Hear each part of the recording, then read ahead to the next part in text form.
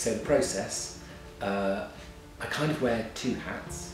So, obviously here at Derby, I am the head of wardrobe, but outside of here, I work as a designer, so I kind of have the two kind of roles kind of going on. So when I'm working, for example, on Great Expectations, which is our next kind of autumn show, a big kind of autumn offer before the Christmas production, I'm working as wardrobe supervisor, so Barney George is the set and costume designer.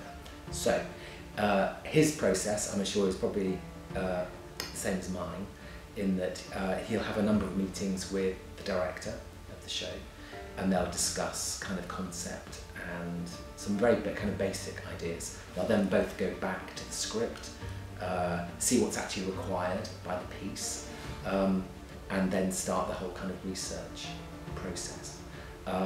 They'll then come up with some initial kind of design ideas, have another meeting, distill those ideas down, go away, look at more research, look at more of the text, numerous phone calls and all that kind of thing goes on, come back, have another meeting, distill it down again, and then that's where the kind of final design kind of comes from.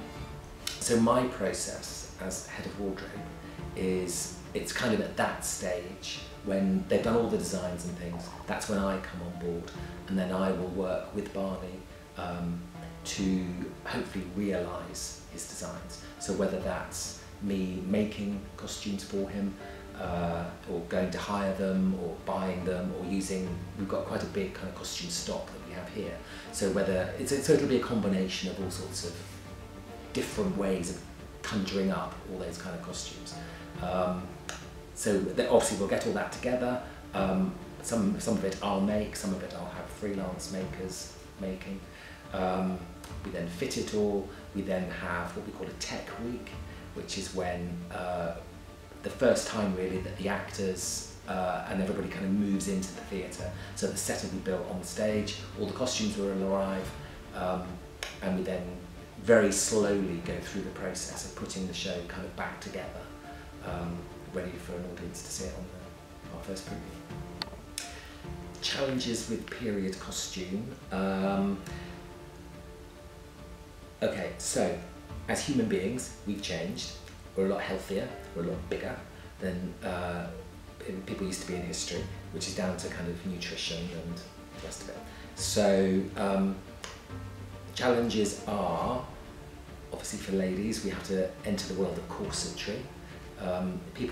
Ladies' bodies, and actually in earlier times, men's bodies, been pushed into all sorts of weird shapes to achieve, you know, whatever was desired as the fashionable look of the time.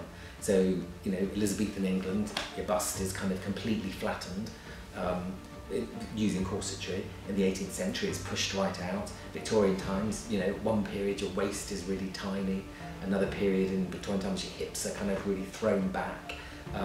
So they, you know, that's uncomfortable to wear. So, so part of my job when we're making stuff is to try and give the illusion that yes, we've corseted somebody and there absolutely is, it's as period accurate as we can possibly make it, but obviously knowing that someone's actually working, an actor is working in this costume, so it has to be comfortable for them to wear. So there's that side. The other side is obviously the maintenance of something. Like with Miss Havisham, for example, her dress is a very big, corseted, boned, steel kind of construction goes on underneath her dress. But then, you know, she's wearing it for 2.5 hours a day under very hot theatre lights. She's going to sweat a lot in it. She's got a wig, she's got a big veil. There's all sorts of things going on. So it's how do we keep that clean? So it's those kind of considerations as well. But there's a real big part of what I have to do. So are the sleeves separate? Are there things underneath the costume which the audience will never see, which means that all of that can be washed, but the actual main dress is not washed. So our costumes come from a number of different kind of places. We have a big costume store here that we kind of dip into, and I was quite surprised when I first started here that there was a lot of modern day stuff but not a lot of period stuff. So when we do a period show, I try to either make or buy as much of the kind of period costume as I can, as opposed to going and hiring it. And then if we've bought it or made it, we then own it, we have it, and then we can hire it out to other theatre companies, or some of our kind of emerging artists, or the amateur groups, or youth theatres, or schools, or whoever.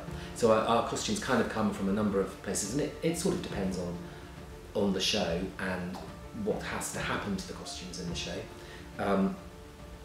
So with Great Expectations, some of it's being made, some of it's being hired, some of it's being bought from a company that specialises in making recreations of kind of basic men's Victorian clothing.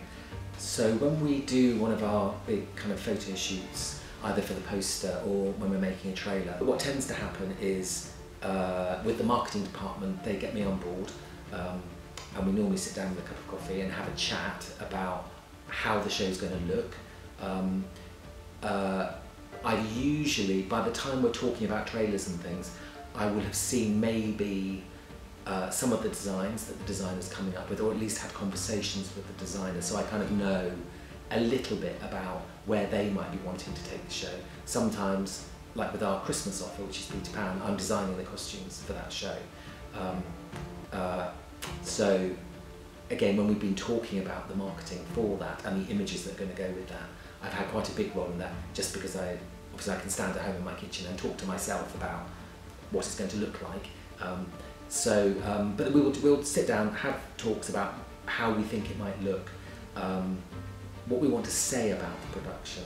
Is it going to be, as with Christmas, bright, colourful? It's our Christmas show, so we need to kind of sell it to a family audience. Is it Great Expectations, where it's going to be a bit moody and a bit dark, because that reflects the play? We'll just kind of throw our kind of ideas around. Obviously a big part of that is then talking to the people that are going to do the photographs, or the person that's going to make the actual video for us. And then they have a very big, so they might take our ideas, or ideas I might come up with along with marketing, and then they will then distill that again and come up with something based on that, or that might just spark something in them, and they come up with their own kind of ideas about how they might want to actually market the piece.